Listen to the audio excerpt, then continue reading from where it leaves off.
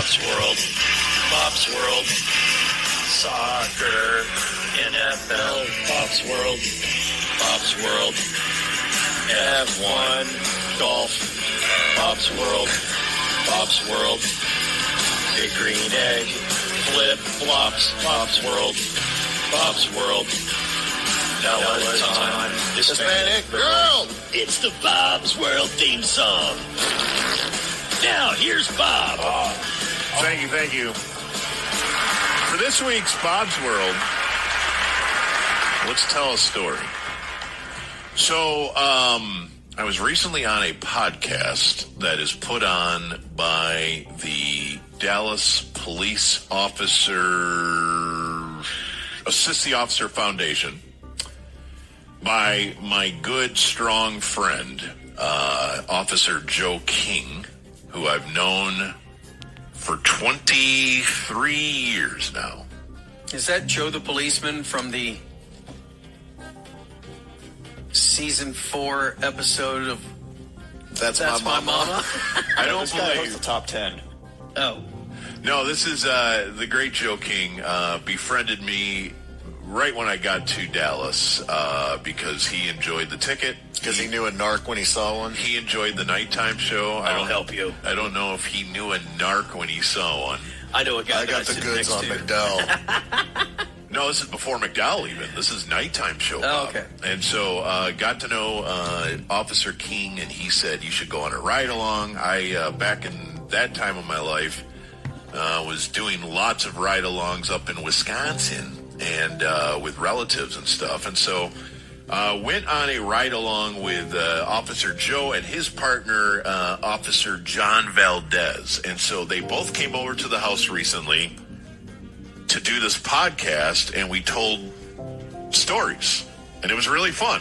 And so if you want to listen to the whole podcast, it's out there. It's called Bridging the Divide. It's a Dallas Police podcast.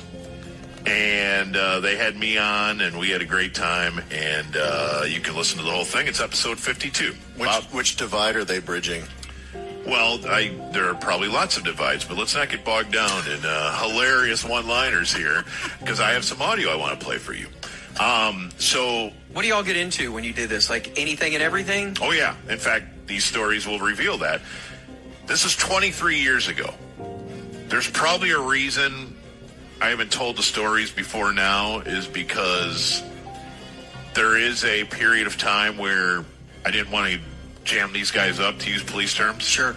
Didn't want to tell any stories on the air that might get them in trouble. And I think they wanted to wait a little while to tell the stories as well. But now enough time has passed, and nobody got hurt, so everybody's fine. But in this podcast, they wanted to start telling the stories about my 1999 ride-along, and I just thought you guys would enjoy hearing a few minutes of it. So, Do you guys remember it like it was yesterday type stuff? oh yeah. Do you really?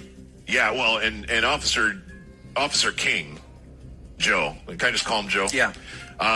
Joe, who is one of the world's biggest P1s, he has a memory that is incredible. Wow. And so he remembers almost every incident he's happened upon as a cop.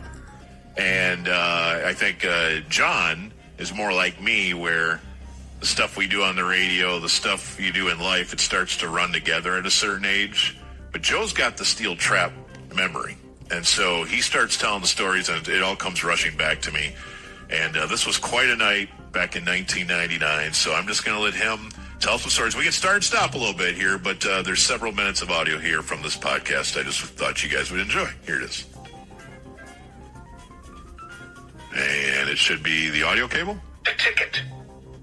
On the ticket. And we're going to leave. I'm pretty It's sure. up. All right. Do I need a different cable? What's going on with this one? All right. Let's get the other cable. Computer's working. Is there another one? I think so. I don't know.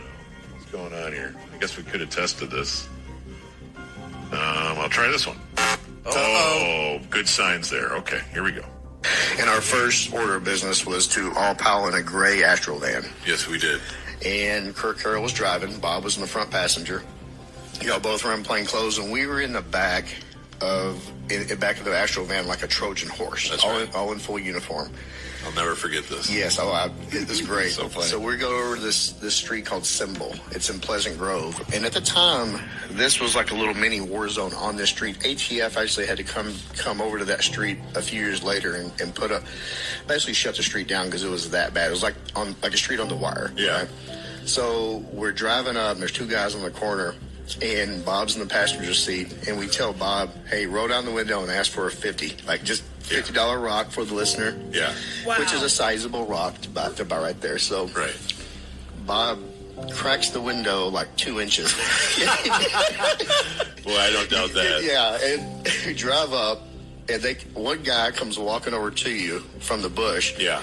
And as soon as he got to the window, we pile out of the side. The sliding door slides open, and we jump out on top of him.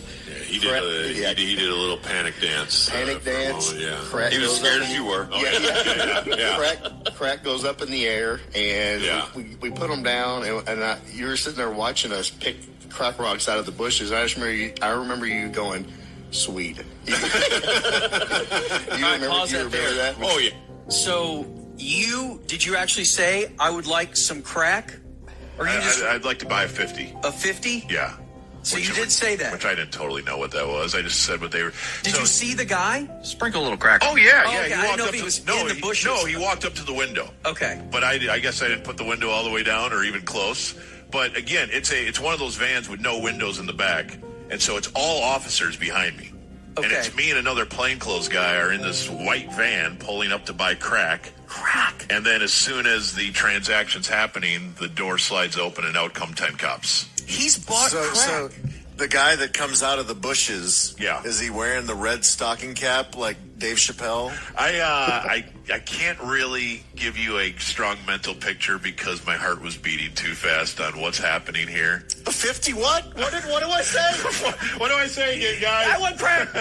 I'd like some crack, please. Are you Mr. Crack? All right, yeah. I remember, things are moving really fast, and that's one of the things that I recall from the entire experience is at no point is there like a let's all stop and collect our thoughts here and explain, like you guys, and I was very happy about this. You guys kind of just put me right into it, and didn't really explain. I didn't really have time to be nervous, sort of thing, And again, there must have been 10 people in the van, but you could only see 2 of us, and so when I got instructions, I didn't have time to think how insane this is that I'm actually the one approaching the guy Trying to buy dope? Because That would not happen now. I have to believe that probably was blurring the lines of a normal ride-along protocol. Yeah, a little bit. But but regardless, I was honored to be part of an operation, and it felt pretty awesome. We were young and dumb, and we were trying to impress also. Yes. Well, hey, Whenever we as have long as nobody gets hurt, we're all happy. Hey, it worked out fine. It didn't make the news with the local radio, local radio star just killed by dope. AM at the time. I remember when we weren't even FM yet. Just AM. I remember listening to you talk about it later, and you didn't get into a lot of details, so we didn't want. But I remember you saying something to the effects like, "Let me tell you, the listeners, there is no shortage of narcotics and guns in Dallas." You said something along those lines. Well, yeah, I mean, because I've done a lot of ride-alongs with family, all the father-in-law, brothers, and so forth. So I'll go up there and we'll ride along, and it's just a different deal. It's certainly not the same types of calls. It's it's traffic accidents and things like that, and so for this one to basically be everything you think it might be, and with drugs and with weapons and so forth, and you're just like, this is wild, and I don't know, was it the first or the second where we hit one of those hotels? That was the same night. It was right after we got done with Symbol. So basically the team, some parts of the team, take those 2 knuckleheads to jail and book them in.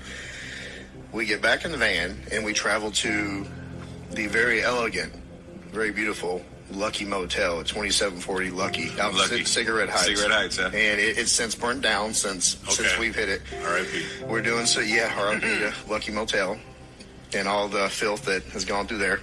Well, we're doing surveillance on a certain door on the backside. We have guys dropped off. We drive up in the van. They deploy. They go over the fence, and they're doing surveillance through a wooden fence. Yeah.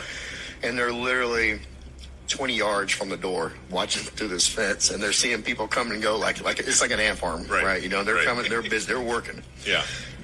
Buyer goes in. We tell you and the other units to pull up around the backside. And so basically, you stay. I will say you were not in harm's way at this time. We didn't want you to try to buy dope again because we were successful. We want to push it. Right. So you were. Can you pause it there? You were in the van. Is it crack again? Yeah. More crack? Yeah. Is crack good? Is it the number one?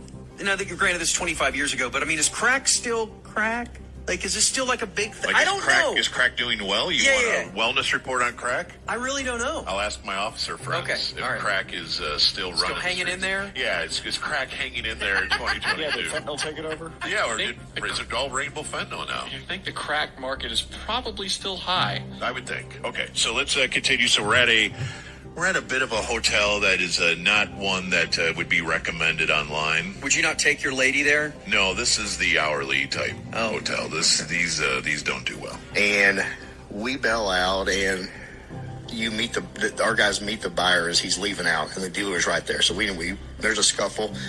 We put him down, and these apartments these motels are. 300 square foot inside, and maybe a filthy mattress. I mean, there's not the hourlies. The hourly, yeah. And they might they might rent by the 10 minutes in that place.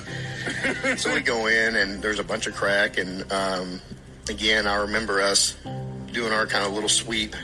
Well, Bob walks in. Bob takes a look behind the door, and he sees a pump shotgun, and I remember. You just go, hey, you got a shotgun over here. It was so great. Well, yeah. So I want to revise the story slightly because, as I recall, it might have been you two are back looking in the bathroom for something, maybe around the toilet, and it wasn't behind the door. But I swear to you, I've seen the thing in movies a few times where it's between the mattresses. Oh yes, that's right. And so I got a shotgun over here. So I'm looking around the hotel room, and I'm like, if I was a gun, where would I be? Of course, it'd be between the mattresses. So I walk over and I pick it up with, it's a light little flimsy mattress. It's definitely not going. Lifted it up with one arm, and I'm like, I can't believe there's a freaking shotgun right where I thought it would be. Like, it's exactly where I thought it would be. Like a cop. Yes, I mean, this is the most basic, that deep voice. Hey. I didn't know what to do with it. He said it so cool. They got a shotgun. I was like, well, hell yeah. We high-fived him. That's kind of badass, though. A picture with one of those crappy wind-up Kodak cameras with you holding that shotgun. I don't know where it's at, man. I would too. There's a lot of pictures. No, man. So, hang on, pause it. So, no, they had not found that at all. You just casually walked over and you're like, there's got to be shotgun in here. Yeah. Well, they went right to the bathroom, so I'm like, let me look around the room a little bit, and I bet you there's a shotgun. Did you also search for coffee grounds? I don't think I told them about my Beverly Hills cops. If I would have found coffee grounds. Did you check the tailpipe for a banana when you guys were back out? Absolutely. Guys, there's a banana in your tailpipe. By the way, we're told crack's still huge, heroin closing in. Okay. Yeah, I do have